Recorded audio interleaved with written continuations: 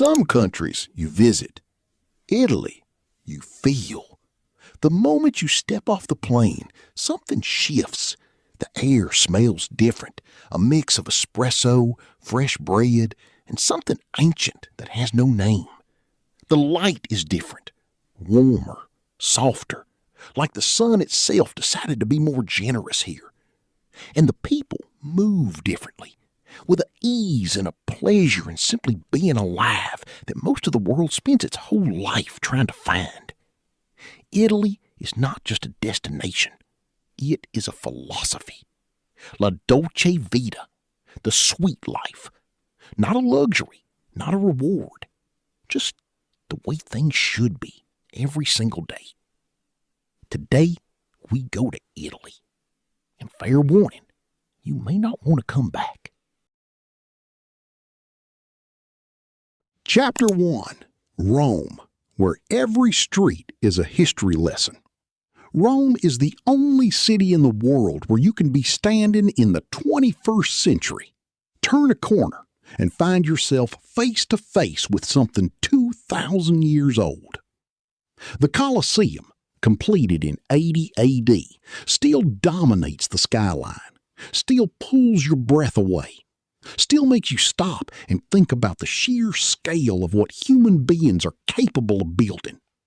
70,000 people once filled those seats. The roar of the crowd, the spectacle, the drama, all of it happened right there on the ground you're standing on.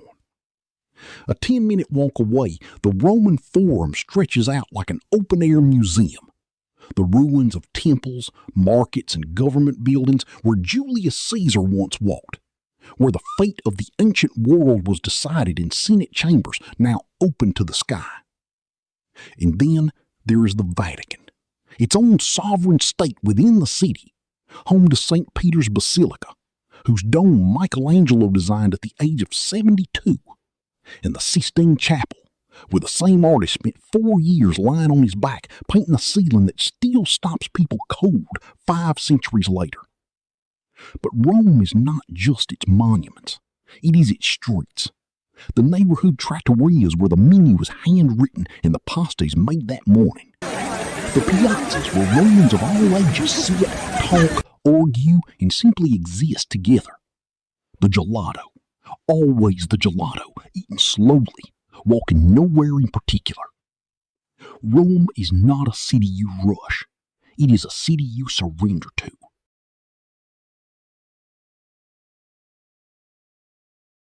Chapter 2. Venice, the impossible city.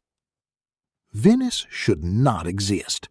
118 small islands, connected by over 400 bridges, sitting in the middle of a lagoon in the Adriatic Sea. No cars, no roads, no logical reason for any of it. And yet here it is, has been for over 1,000 years. The Grand Canal winds through the heart of the city like a liquid main street, lined with Gothic and Renaissance palaces whose facades reflect in water the color of jade and silver. Gondolas move silently beneath stone bridges. The only sounds are water, footsteps, and the distant bells of San Marco.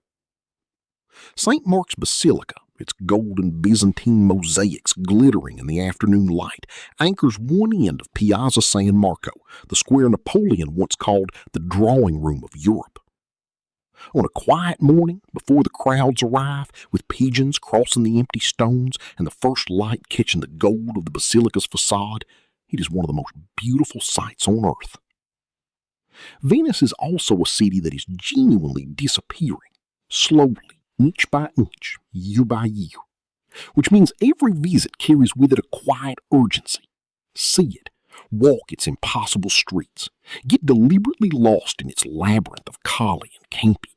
Let it confuse and enchant you, because there is nowhere else on earth like it, and there will not be forever.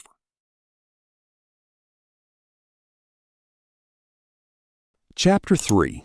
Tuscany and Florence, the cradle of everything. If Rome is the ancient world, and Venice is the impossible one, Tuscany is the beautiful one. rolling hills covered in vineyards and olive groves, punctuated by rows of cypress trees standing like sentinels against a sky that changes from gold to lavender to deep blue in the space of an hour.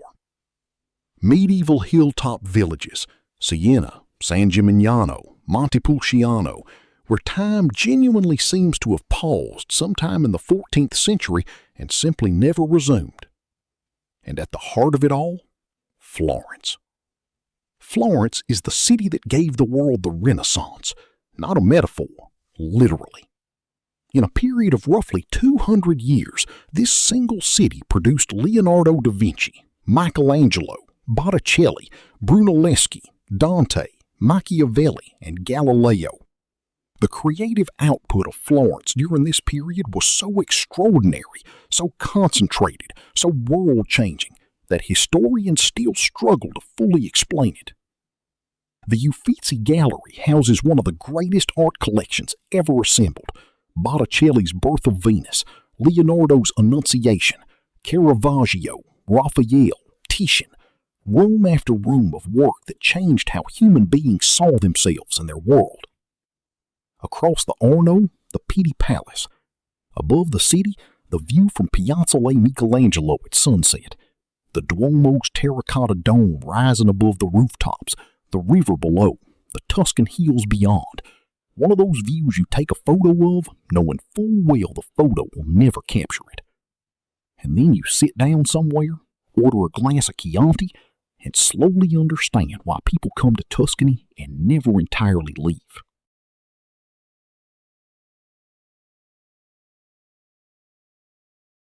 Chapter 4: The Amalfi Coast and the South, where beauty gets dramatic. Italy saves something for last. The Amalfi Coast, 50 kilometers of cliff road winding along the Tyrrhenian Sea between Naples and Salerno, is one of the most dramatic stretches of coastline anywhere on the planet.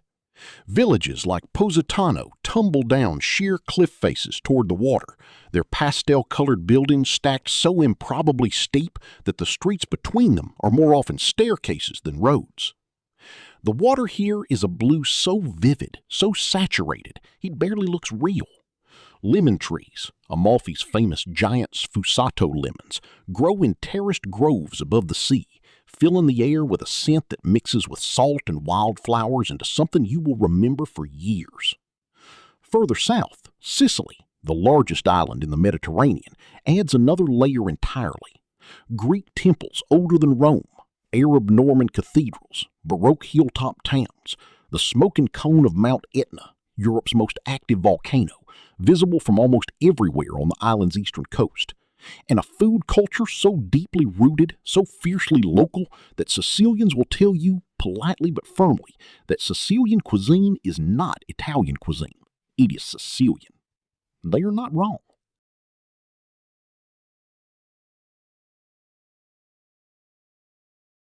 Why Italy is different.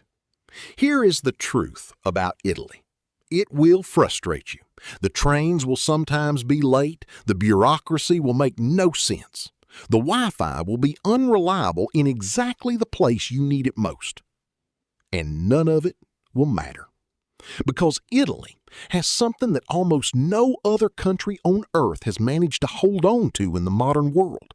A genuine, unironic, deeply felt belief that life is meant to be enjoyed.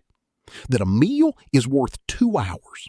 That beauty in everyday things, a perfectly made coffee, a well-dressed street, a piazza where people actually talk to each other, is not a luxury, but a necessity.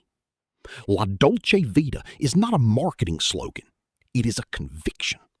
And once you have felt it, really felt it, sitting somewhere in the late afternoon sun with a glass of something cold and the sound of Italian filling the air around you, you will understand why people have been coming here for centuries and why they always come back. If this video made you want to book a flight to Italy right now, you are not alone, and we completely understand. Like, subscribe, and hit the bell. We have so much more of this beautiful world to show you.